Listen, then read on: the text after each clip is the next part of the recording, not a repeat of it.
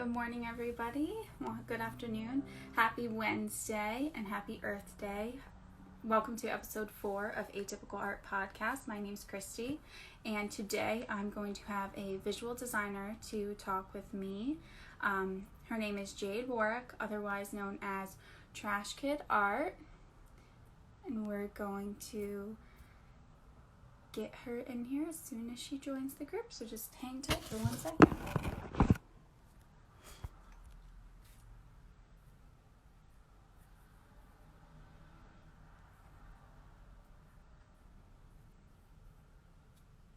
There we go.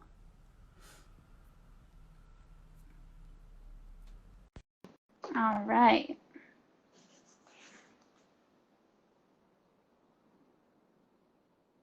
Hey there. Hi. No, you're okay. We got it. How are you doing? Good. Doing good, working, chilling, Awesome. creating. Super excited to have you on today. Thank you. I'm excited to be on. Thank you. If you want to just give yourself a little intro, name, age, hometown, art form. Heyo. I'm Trash Kid, also known as Jade Warrick. I'm originally from Los Angeles, lived in Houston for a few years. It's kind of coasting the coast. Now I'm in the Northeast. Awesome. Have like a degree in visual design and marketing. So that's what I went to school for, and kind of just been, kind of surfing the art wave since I've left Houston. New York kind of has a bigger art scene, so kind of just enjoying my time here. How long ago did you move here? I think I've been here for 4 years. Wow, congrats. Yeah, that's exciting. Yeah, 4 years so far in New York City, or New York. I thought when I was moving here, I sold my car before I moved here because I thought all of New York was like New York City. When I came up, I was like, oh no, I need a car immediately. Oh no, that's horrible. Yeah, totally came here with a Southwestern, West Coast ideology, God, that's so funny. That's awesome. Well, we'll start out with a listener question, actually. How did you originally get into drawing and painting?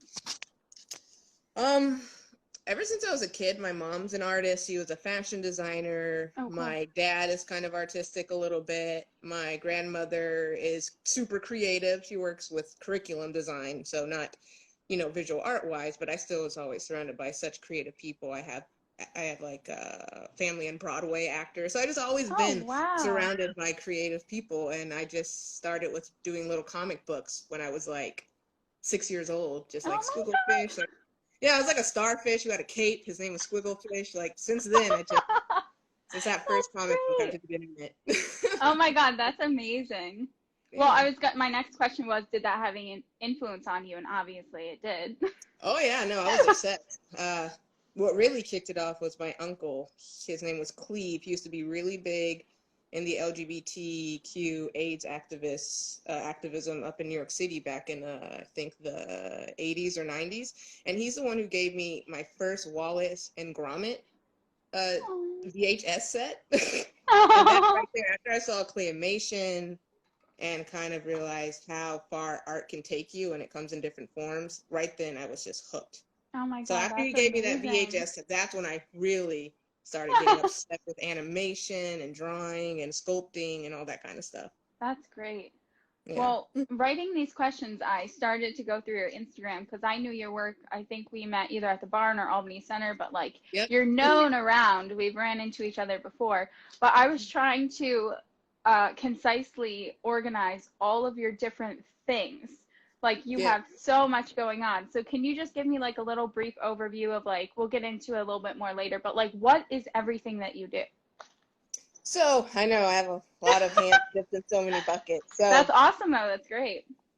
I can start with my main career job. So my full-time job, I work for the state. I am a leader of the marketing committee and the multimedia department. So I do a lot of web design, front end, back end, curriculum development and design, assisting the curriculum department with how to make their stuff accessible and pretty so people can learn from it.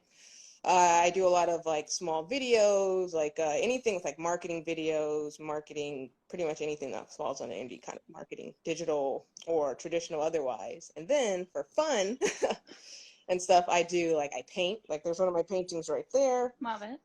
I do comic books. I love illustrating comics. I just like doing illustrations, period, to be honest. I like to sculpt a lot. I do some sculpting commissions sometimes. The only thing I think I'm really, really not great at is sewing. I've tried. I've tried to sew.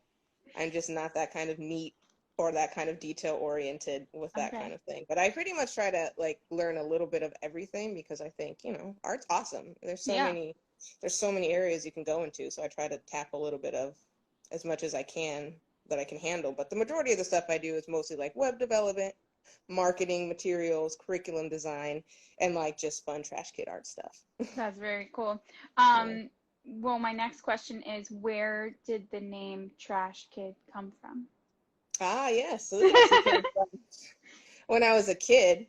I don't know. For some reason, I just called ourselves the Trash Kids. We kind of just grew up kind of not in the best circumstances, but we made it the best and had fun with it. And we're just like, I don't know. I don't know why I even stuck with it. I just liked the sound of it. And we just called our like little tribe with my siblings the Gambino tribe. And we each had our own little names. And mine was Trash Kid. So, Oh my God, that's so cute. yeah, I was just, it was like silly. We were probably like 10, I was probably like 10 years old. That's so cute. Well, the first piece I think I saw that name was your little ghost guy at the members show. Yeah. And I was like, who the hell is this? Yep. I remember when I came. I love it. I was so happy somebody bought that. That I was like, Dad, I saw the little red dot, and I was just like, I need to know more about this person. That's really cool. I'm glad you liked it. My next question is, you said, where did you go to school? Oh, I went to Houston University. So Okay, the Houston College there, the main campus, and then I went to Lone Star, which is a little bit there to get my associates and everything like that from Lone Star Community College. okay. What classes did you take? Did you take like web design classes and stuff there, or? Actually, no, I went to school for like the fundamentals of marketing, Okay. communication, graphic design, all that kind of stuff. I actually got into programming and web development, making awesome MySpace pages. That's why I got into the intro to HTML and CSS. And then I just became obsessed because it's like a puzzle Right. with design. And I was like, Yeah. oh, this makes sense to me. So I had a bunch of nerdy friends during college. We had a little like computer group and like tech group, and we just like built a bunch of web pages. And I've just been doing it for the past 10 years, and it Oh just my became an God. obsession. Yeah, and then I Wow. just stuck. Like I was like, oh, I can make money and make people happy with this skill. So just kept at it. That's very cool. I was a business major and I was really interested in marketing and stuff like that. That was my favorite, but the first web design class I took, I was like, this is not for me. I did not. It's a lot. It's a lot of like learning the syntax, the coding. It's so different. So many languages too, but I don't know. I just like it keeps That's me so busy. cool. I find it really Yes. interesting that such an artistic, like a lot of people think like, oh, you're either good with like, creative stuff or like technical stuff, and it's like you're both, which Well, is sometimes they cool. go together very well. Yeah, Yeah. that's awesome. Especially with Um, like, oh, sorry. no, no, go ahead. No, I was gonna say user accessibility and user interface and experience is something that I find really important. Like I try to apply that to all my works. So not so much Trash Kid because it's just a lot of just like cool like designs and paintings, but when it goes to like, curriculum development or logo work or more graphic work for organizations, like accessibility and having the user be able to use their product has always been a huge thing with me. And Yeah, that kind of goes hand in hand with like tech. So that's I just always, awesome. yeah, I've always just liked to merge them together. That's very cool. So Yeah. you said you started making your comic books when you were like 6. So is Yeah. most of like the Trash Kid stuff self-taught, or did your family kind of help you or influence you? I think most of it's self-taught. I think my family definitely influenced me. A lot of my siblings are also very creative. I would say almost every single one of them has some creative talent in some way or another. So I've just been kind of just surrounded by it. We kind of fed off of each other. I kind of like as kids, I made them like like little board games and card games because we couldn't afford Pokemon cards. We make fake Pokemon cards. Oh, Like so, it's like it's just like constantly just kind of being bored and just just like remaking things and just making things and being surrounded by other creative people. So it's kind of just built off of my surroundings, and definitely self-taught for sure. Even when I went to school, I'd even like pass, like my art teacher would even give me a great grade because she thought I was too flowy. So it was just like, I never, Yep. like for some I hear reason, that. she would Yep. hate stuff like that. If she saw that I did that, she would be like, F, you know? So, Well, I felt like in high school, a lot of places, they're very like trying to teach you the basics, which I understand you need to start somewhere, but it just squashes all creative instincts for kids, and I just think that it that's like does. It so really sad. does. It really Even does. into I think. college too. Oh yeah, no, I know. I took the Caravaggio way out. I know, like, that's one of my favorite Renaissance painters, and he was known for being extremely rebellious and extremely against the system. And he hated Michelangelo because he's like, Michelangelo was like, you have to start from the basics, and that's the only way you can learn. And Caravaggio was like, yeah, no, I'm gonna pass on that. I'm just gonna do what I'm gonna do. And he was brilliant. He was crazy, but he was brilliant. That's awesome.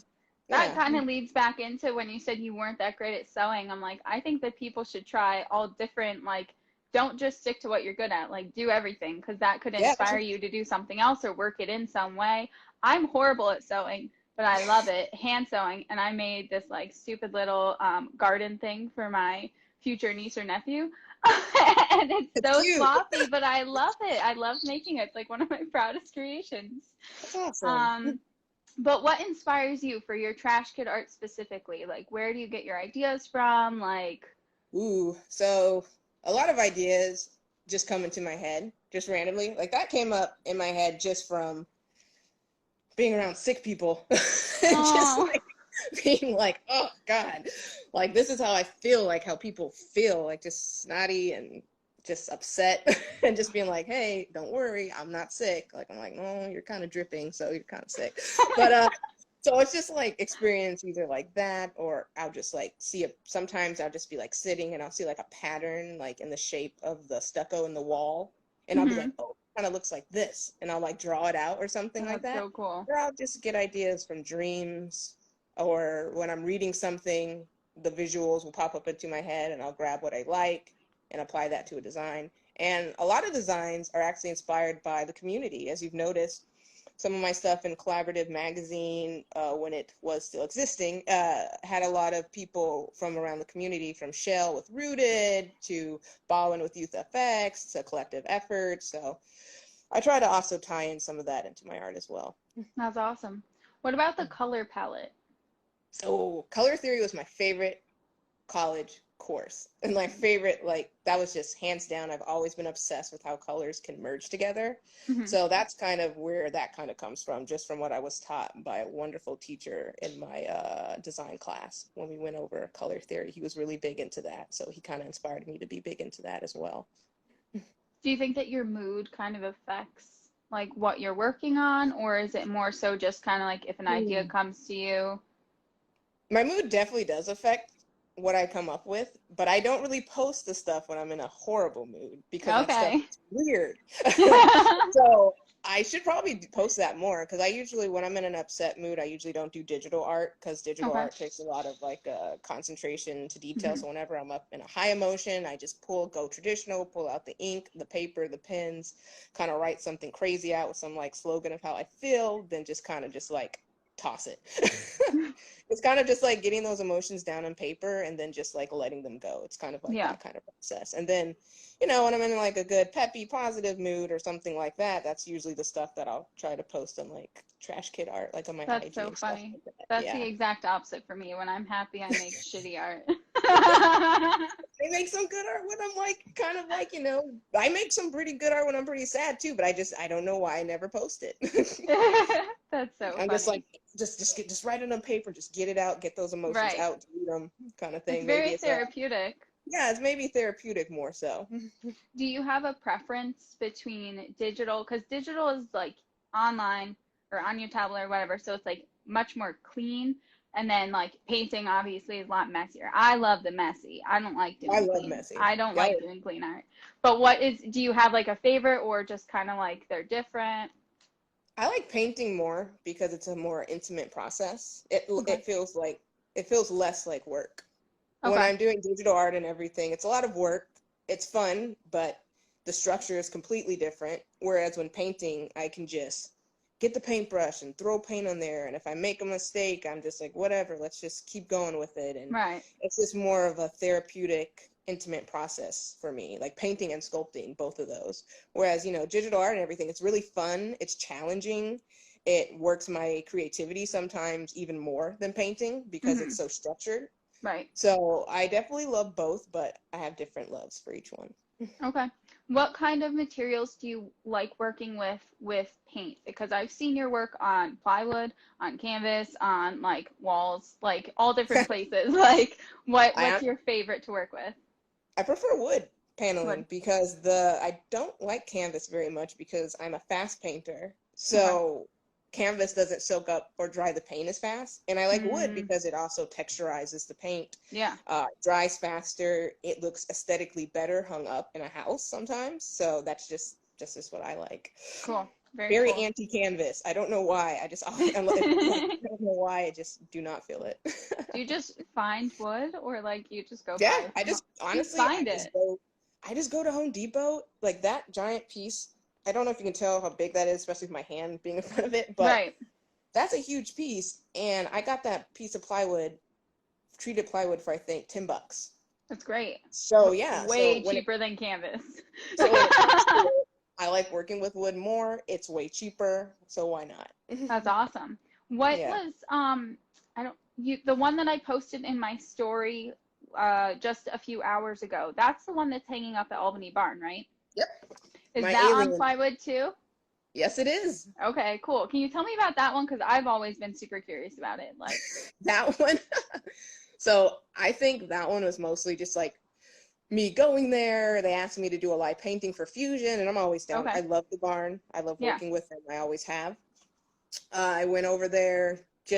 I didn't have an idea in mind or anything. I just kind of went with it, and I invited people to come up and talk to me, and I actually invited people just to like throw random ideas at me. So a lot of the ideas that came from that, it just started off as a blue body, and then somebody was like, "Ooh, well, how about like let's put like a red ring behind it?" And I'm like, "That's brilliant, let's do it." And they're like, "Ooh, what if the nose looked like Voldemort?" I'm like, "That's crazy, let's do it." Like, you know, people were just like, I just had it open where people could have some kind of creative input in it, because I'm like, that's so cool. Hey, let's get people involved. Like, you know, let's have it be interactive more than just me painting some weird, you know, creature or something like that. That's I love that they do that at Fusion. Yeah, like different stuff like that. I'm always stuck in the studio. Somebody asked if I use acrylic or oil. I use acrylic. I suck at oil. I do not have the patience. That's great. Do you ever use anything else other than like wood? Like, I like painting on clothes. I'm wearing like, I can't turn my jacket around right now, but this jacket is painted on the back that I did. I love painting like old chests, like antiques and stuff like that. So I honestly like painting any kind of medium that could be used as something you could put in the house or something you could wear. Minus canvas. When I was growing up, my mom and her friend used to paint on rocks. My mom's friend was amazing at painting like animals on rocks, and I thought that was the coolest, and they were super realistic. That's so hard to do. So hard. And then my mom would paint like different, like usually like floral outlines and stuff on slate, because my dad was like a roofer and had like a ton of slate for some reason. I love painting on slate. So I just thought that I've always loved, and maybe that's why I like it, but I've always been drawn to artists that like paint on different things or like incorporate like other like kind of weird things like into it. Exactly. So I love that. And the textures are cool too, like slate. Yeah. Like I love painting on slate because it makes the textures like just, I don't know, just looks very aesthetic. I love it unless it's cut too thin, and then I had one that was hanging up and then it just like disintegrated and fell and cracked, and I was like, well, there's my new art piece crumbled on the floor. It's a living art piece. It's a living thing. Yes. But so we've been talking a lot about making art, but where do you make your art? I actually have an art room in the back of my house where it's a mess right now because I'm a messy artist, where it's just covered. You want to show us? I mean, it's pretty messy, so that's okay. I just got done working with Tony from the Albany Center Gallery, Awesome. And we just did a mural. I did a mural back there, and that was huge. So ever since then, it's been kind of messy. So see if I can see my messy space. I have all my art just kind of laid here. Oh my Like, God. we have like a spinning wheel for when we do like clay and everything like that. Nice. Giant box of clay. That's amazing. Reject paintings that we've tried to do, but then couldn't do anything with them. Piles of paint over there. Oh my God. So, it's just a mess. We're also in the middle of moving too. So. Oh my gosh, no. But yeah, but I usually just paint back there. It's, kind of private and kind of just relaxing. It's nice to have it at your house. As much as I love the barn, especially now, it's like we can't get there like as much as we would want to.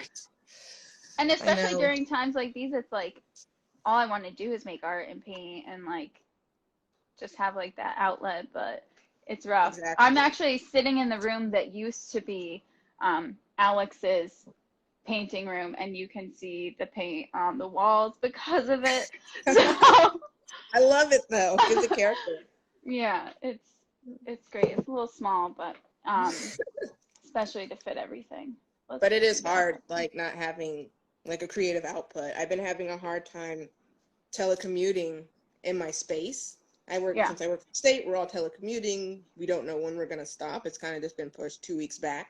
Right.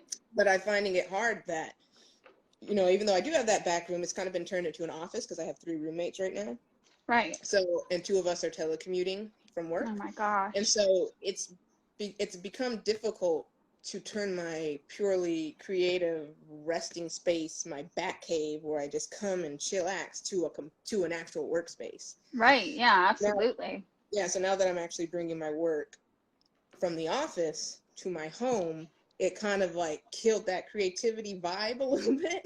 Yeah. I moved into the living room, so it would be further away from that, but at the same time, still like I always feel like I'm in state work mode, instead of creative trash kid mode.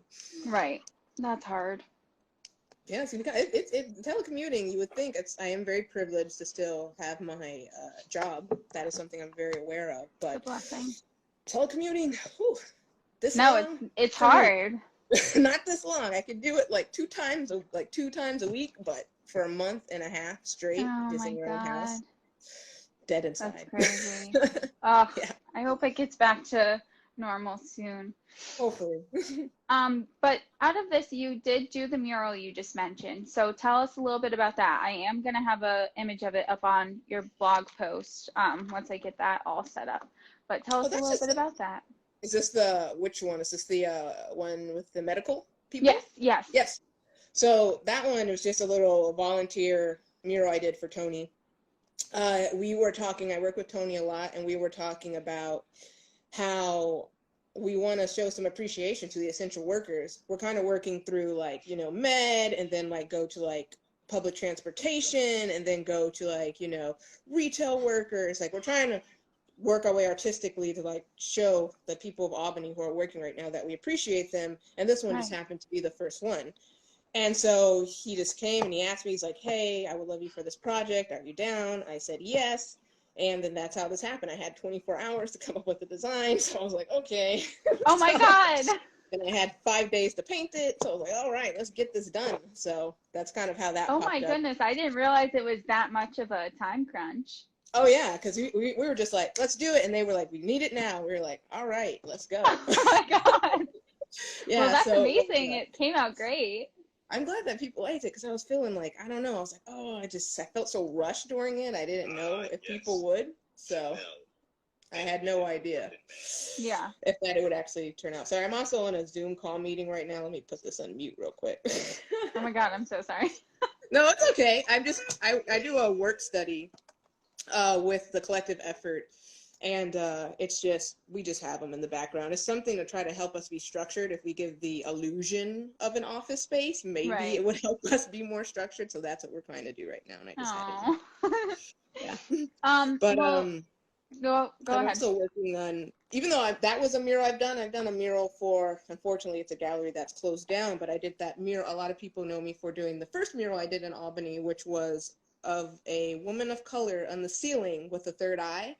It was at a gallery that used to be in Lark, and that was one of my favorite ones to do because you were Aw. just like painting upside down. It was huge. I was like, oh my God, I had no idea I was ever going to be able to finish that, to be You'll have to honest. send me some pictures. Do you have pictures of it? I think I emailed you the Oh, pictures. okay. Perfect. Yes. So you should have the pictures if you want to Awesome. post those in your blog as well. Yeah, And absolutely.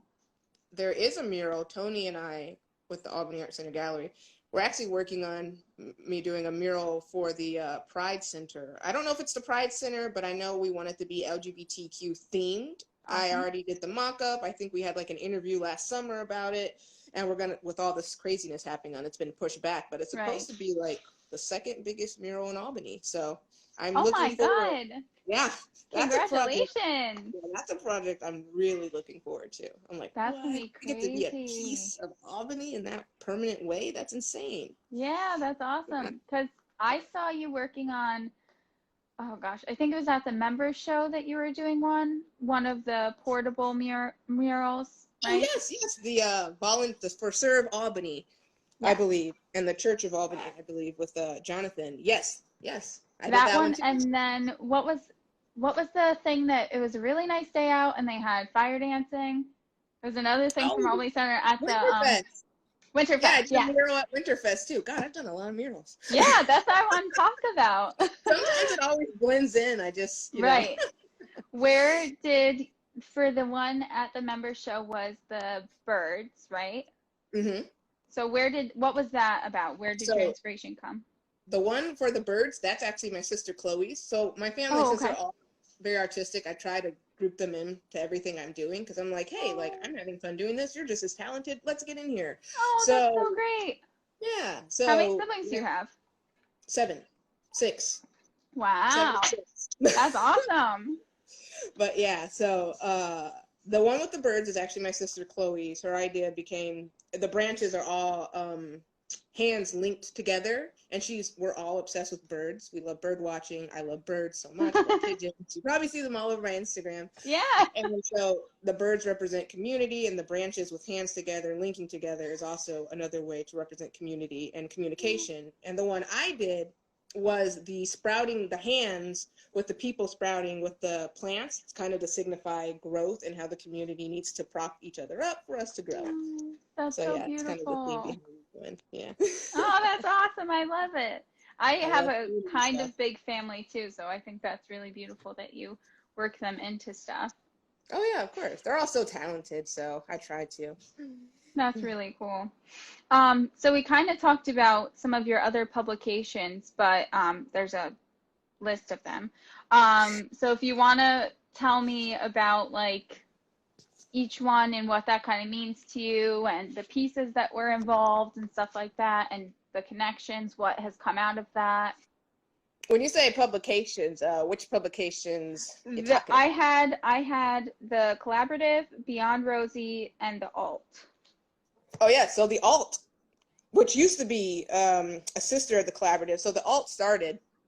I'm not sure what the history of that. When I came here, I met with Katie and David, and they were working with the alt, and they just saw my work, I think, on Instagram, and just wanted me to do one of their last covers. And I was like, hey, I'm Mm-hmm. down. And then they made the collaborative, and that kind of transferred into there. And they're like, hey, we see that you're really good at making comics, because I don't really post my comics that much. I kind of just write them down and giggle to myself about it. But then I started posting them, and people started liking them, and they were like, oh my God, do you want to be part of this? And I was like, heck yeah, this has been my dream since I was a kid to have my comic books printed. Right, yeah. Yeah, and then I brought up the idea to Katie. I was like, this is great and all, but since I'm all about community accessibility and togetherness, I was like, how about we start on a creative corner where I can interview these people who I think are doing amazing work in the community and highlight them not only with content and text, but also to like draw them visually as well, because people love being drawn. So Yeah. what better way to get readers? Like the marketer came out of me. I was like, well, what better way to get readers if we just like, draw people? They'll like be like, oh, hey, look at this. And it'll get passed on. And then maybe they'll read their story and it'll kind of like climb up. So I brought that idea up to her about how we should like focus on like nonprofit organizations like Youth FX, Mission Accomplished, all those like Rooted, and like give these people a voice, for free. Just get them out there. They're Yeah. doing great. They're already doing so much. So, let's give them a voice. So we That's worked in awesome. the creative corner, and that was great. And then with Beyond Rosie, that was a project that I was actually out on a date 2 years ago at this bookstore in Hudson, and I was reading like Audre Lorde and Why Men Explain Things to Me, and just switching through things and like just going through the whole feminist section and the whole historical section. And I realized that there are no books that include feminists that are outside American norms, you know? Like there's like, I picked up a few coloring books where it was just like, oh, you know, Rosie the Riveter, Ellen DeGeneres, Oprah, Selena Gomez was on one, I guess. And I was like, okay, these are important, but I'm like, but there are so many other people from all over the Yeah. world who have done so much historically for women's rights. And so I decided to just do like 6 months of research into these women I chose, and I asked a bunch of people. I have friends from all over the world, and I was just like, hey, like I have friends from Puerto Rico, and I was like, who is a leader, a female leader in Puerto Rico that you respect? Like who in Japan, like my friends in Japan, I was like, who do you respect? Like who is a leader that we don't know about? And like here, I was like, Marsha P is an amazing leader. We would not have been with where we are in the LGBT community, especially in the trans community, without Marsha P. Hands down. Like I feel like after I read about her, that is like a fact. Like they did so much, and they barely get any recognition. Mm. So I started Beyond Rosie because I wanted to go beyond Rosie and show people about all the other wonderful women that contribute to women's rights all over the world. That's amazing. Yeah, so I wanted to also be accessible and cool, so I did it for free, all out of pocket, got 200 printed, did the publication, the setting, the illustrations, all the research. I made sure that not only did I draw the characters and put the little paragraph in accessible format for people to learn about the women, I also made sure I sourced every single bit of information in the back, Nice. and then I put little quick bits that go more in depth about each person I represented. So even though you just get the shallow kind of like paragraph or bio about them, you can also turn to the back of the book to learn more about what they did for That's so women's rights cool. and everything like that. So that's kind of what I did that for. It was just kind of annoyed. It just was like, you know what, screw this, I'm gonna just do something myself, and kind of did it. And now I'm working with Albany Center Gallery and a couple of other people, hopefully going to get it in Barbara Smith's hand and see if I could possibly revamp it and get it published. That would be awesome. Yeah, someone just asked, where can we find this book? Are there any They're left free. now? So I have about only 3 left. So I could just save one. I know who asked that, so I will make sure I save you one. That would be awesome. Yeah, very cool. Yeah. And then I had a list of all your community involvements, which is a lot, which is awesome. But I have down Mission Accomplished, Serve Albany, ACG, The Collective Effort, and ACE, ACE. Yeah, I work with Ace a little bit, with Gabby. I know Marine. I try to go to every event they have because they're honestly an amazing organization with helping creatives survive in the creative economy. Mission Can you give a little Accomplished. background to them, as well as what you do? Well, with Ace, I kind of just like tap in with anything they need, from like if they need anything graphically or anything like that, or if they just want me to come to any organizations, be a face. They honestly help me more than I help them. They're amazing, especially Gabby Fisher with getting contacts and everything like that. The more in-depth organizations that I work with would probably be Mission Accomplished, and their background is basically helping people of color, and honestly anybody, just kind of succeed through any kind of services, whether it's like fashion, design, construction services, helping people get jobs, housing. Like honestly, Mission Accomplished is like an amazing organization, and with them I do a lot of volunteer work, whether it's like workshops, teaching students how to design the best design fundamentals so we can set Cool. them up for success with their design career. It could be something just as easy as volunteering just for watching like a door or something like that. Same with the Albany Art Center Gallery and Serve as well. Same thing. I'll just do like, little volunteer things with helping like kids, or like helping designers become stronger, or just, just getting in and just volunteering is just as like a hand, just anything I could do to help, spread the wealth. Yeah, that's great. These all these organizations have given back so much to me, especially Mission Accomplished and the Albany Art Center Gallery and the Barn. So I try to also, repay the favor by, also, somebody gave me a path for success. I want to provide other people with the same thing. That's beautiful. Mm. Another listener question was, they wanted to kind of know about your experience in finding your artistic voice and style, and like any advice you have for other artists, young or old, struggling to find like their own voice. Oh, I have a problem with that all the time. So I don't know if I have an answer for that. I guess I've actually had a hard time finding my artistic voice recently because of the whole coronavirus and everything like that. It's actually kind of killed my creativity a lot because I'm so internally stressed. Right. That I can't really focus on the creative part of my mind or anything like that. But I'm trying really hard, and what I've learned is that I just have to allow myself creative breaks. I work a lot. Like everyone says I work way too much, but I'm learning, even though I have a really hardcore work ethic, that I need to like remember to slow it down, take breathers, give myself that space, because if I don't, I'm just going to be creatively dead because I'm always running at 100. So I have not found the key to finding my creative voice besides trying to like slow down, give myself breaks, have boundaries with my own creative space. Also, not taking constructive criticism without having it mold who I am. Some people take constructive criticism too much to heart, because they'll like say they'll look at a leader who's amazing, and this person will tell them like, oh well, maybe you should do this and this and this and that. And I know sometimes that can discourage people, and they'll just like kind of wipe their own personality from their art and just kind of just go with what society or the structure, what's going to get them paid. Right. And I found that does not work. Like, even though like I know as a marketer, like that seems like it would work. It only works short term, but in the long term, it's just going to stress you out and it's going to make you hate what you're doing. So like, be able to take constructive criticism without having it mold who you are as an artist, I think is really important. That's great advice, especially because for a lot of people, like, you don't make art just to sell it. If you do sell it, awesome. If you get a job out of it, great. But like for a lot of people, it's not what it's all about. Yeah, same. I create because I love it, and I use Trash Kid as a break from being an office drone, Like, it's something that I love, and I do it to express myself. And people always get upset, sometimes I do get people who are like, you don't have any merch. I'm like, why don't you have any merch? God damn it. And I'm like, because that would make this work, Like, I know that I could make a passive income from this, but currently it is something that I find like intimate, and it is something that I find like just fun for me. It's something that is just fun, and I'm happy that people love it, and I'm happy that I'm able to have people have access to what goes into my brain.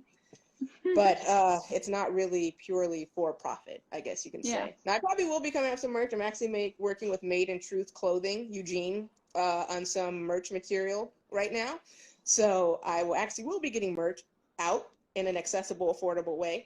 And probably donate some of the profits to like a local community center, whether it's like Trip or Mission Accomplished or something like that. But whatever merch I create, it will have some kind of back end to some of the profits going back into the community for sure. That's awesome. That's really cool. Do you ever do like, I know that there's like, especially over the summer, there's always like different like art festivals and stuff like that. Do you ever like set up there, either do live paintings or like sell your work and stuff? Almost everyone. I have no idea what's happening. Lark Fest, Tulip Fest, all the fests. I have no idea what's happening with them right now, but if they want it, if they're going to run them again, I will try to be there. In past years, what has been like your favorite one? Ooh. I really like Lark Fest a lot because people just get lit.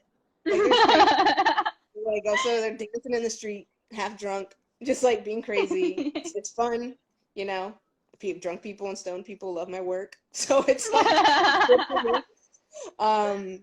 But I would say Lark Fest is probably one of my favorites. I actually really like Winterfest as well. That was my first time ever doing Winterfest, but even though it was super cold, I really enjoyed it. It was the perfect day for it though, because at least it was sunny. The year prior, the first one they did, it was like real cold, like this and one real was dark. like Yeah, this one I'm still in like Texas blood still, even though I've been here. Yeah. So it's like, ooh, 65, ooh, like I've 70. lived here my whole life, and I'm still not cool with the whole 30-degree out thing. Like, I can't. Me neither. Never will be, I think. Do you plan on staying local, or do you like have ideas to kind of move back west Um, at any point? my girlfriend and I are moving to Troy. We just got a place in Troy. Oh, nice. So I'll probably stay Congratulations. there. Thank you. So I'll probably stay there for a couple of years.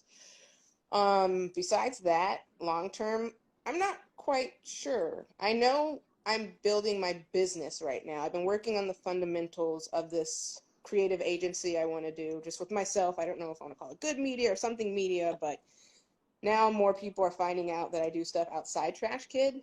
They're Hmm. knowing that I do logos and graphic design, and are finding out I have all this experience in these things that they didn't know before. So now I'm just getting work, and it's a kind of heavy workload. So I'm like, I should probably legitimately make a website and make a little side business and stuff for that kind of stuff. Right. So working on that right now.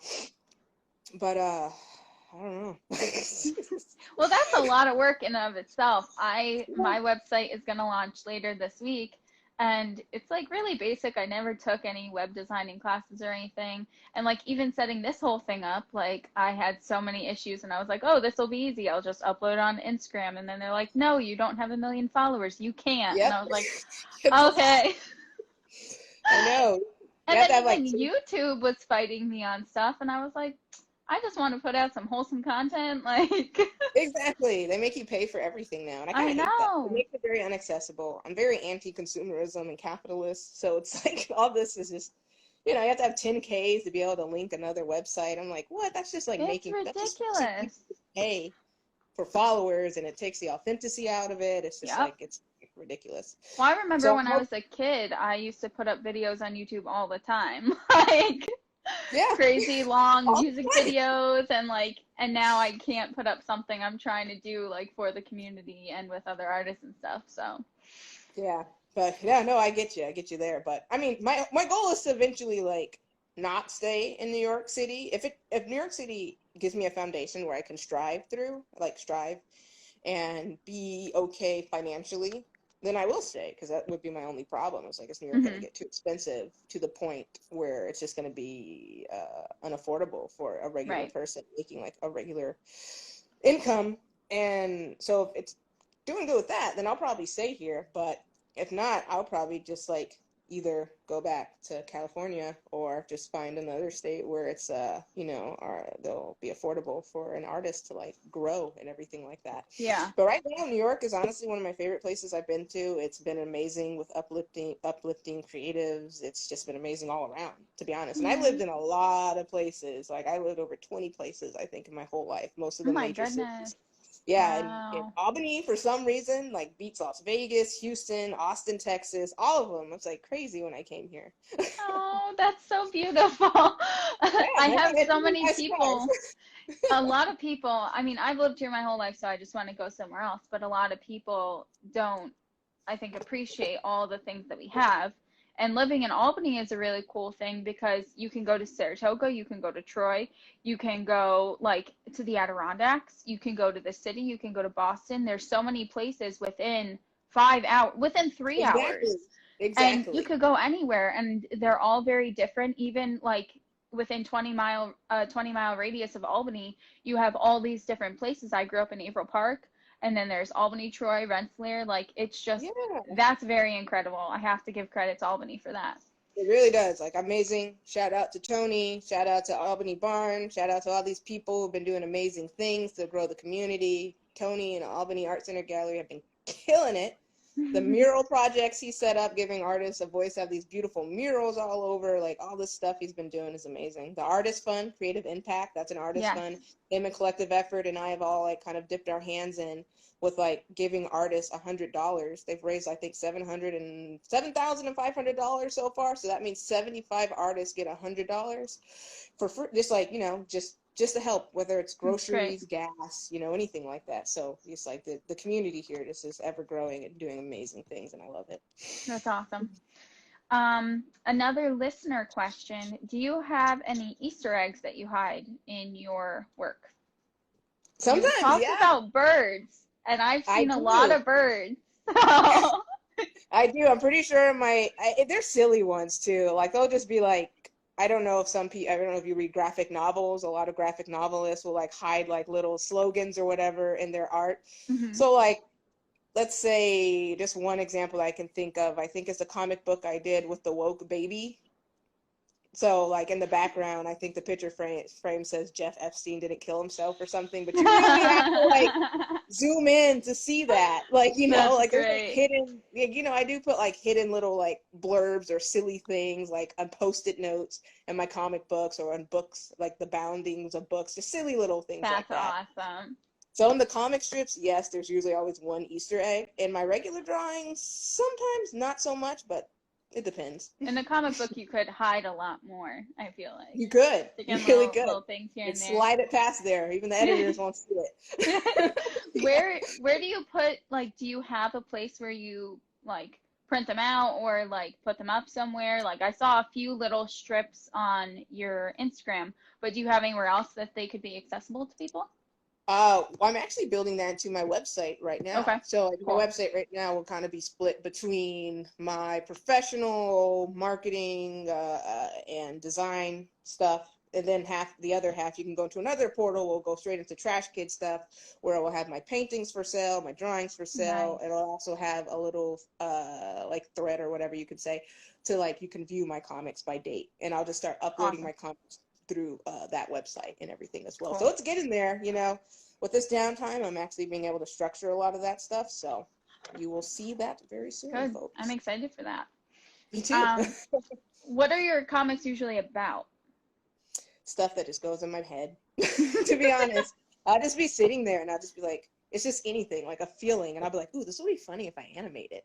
Like I'm working on one right now where it's just like the things that have been keeping me going. And it was just like, Tiger King was one. All my delicious snacks, because I've been stuck in a house for a month, has been one.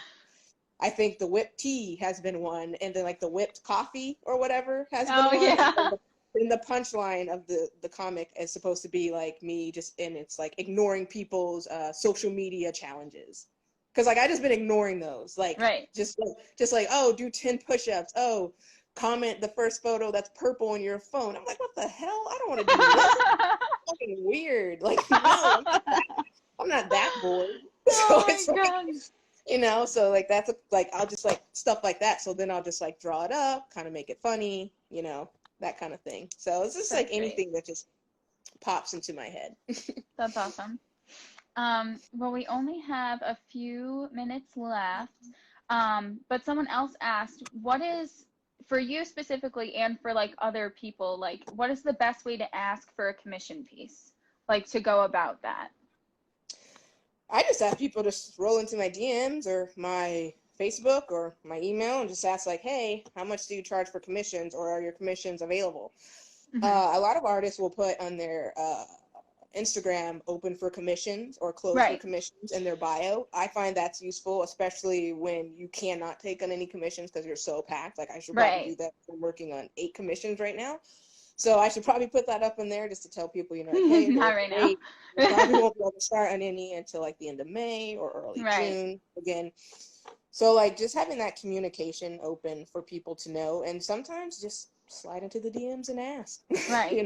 because sometimes With you the just gotta. actual sorry.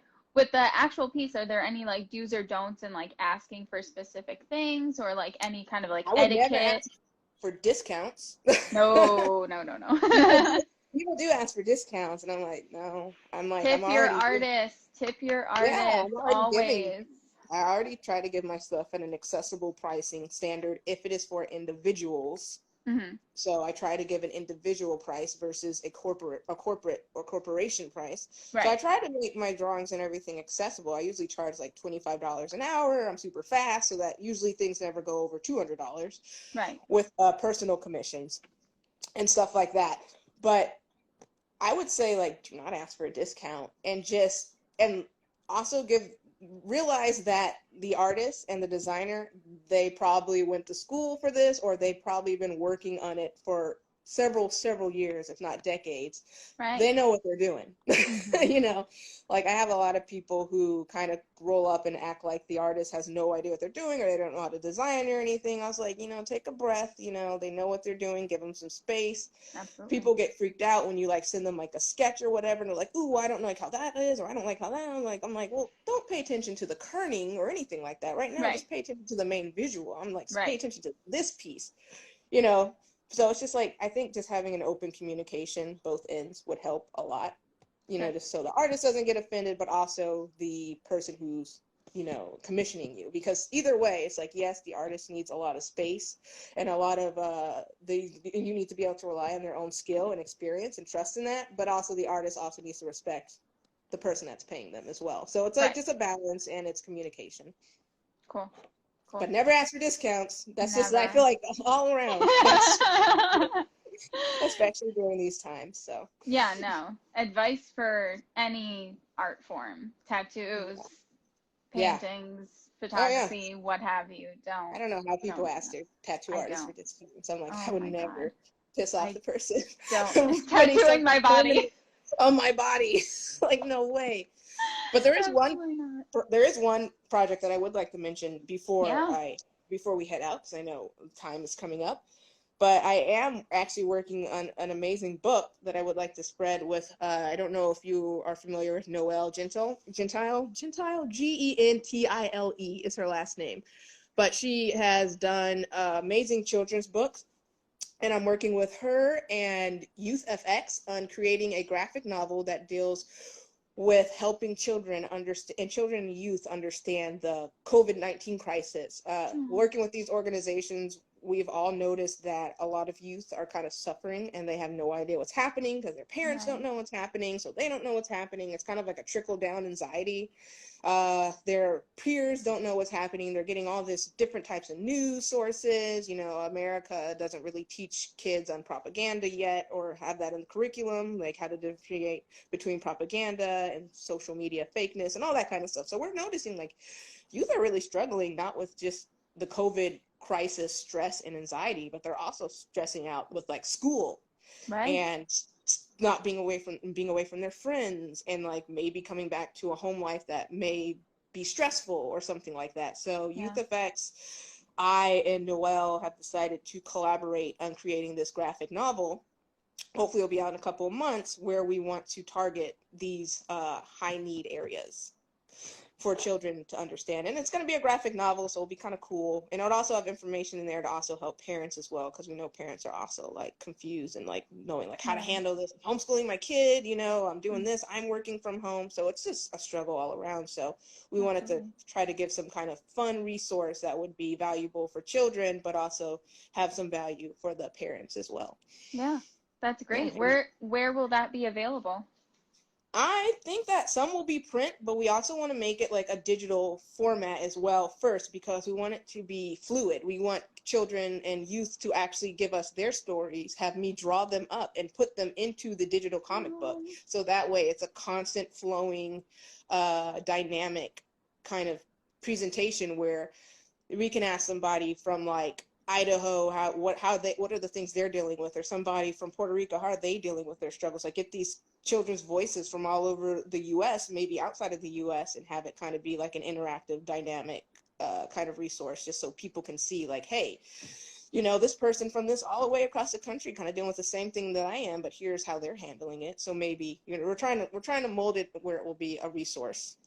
That's awesome. That's really cool. Yeah, that's probably going to be one of my favorite projects of the year, to be honest. That's going to make such a big impact. That's beautiful. I hope so.